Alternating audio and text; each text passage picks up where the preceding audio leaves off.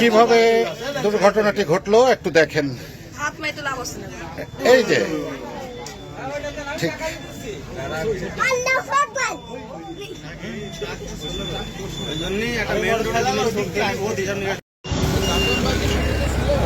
সুপ্রিয় ভিউয়ার্স, আসসালামু আলাইকুম।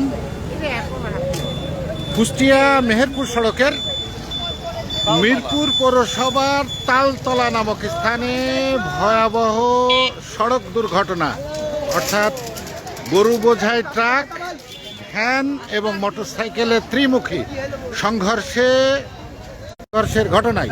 আচ্ছা, কি ঘটনা ঘটছিল একটু শুনি তো।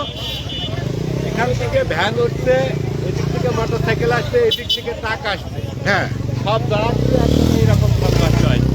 এটা ঘটনা কয়টার দিকে? 5টার দিকে আমি ছিলাম দেখো, তবে 5টার আগা সাইকেলে।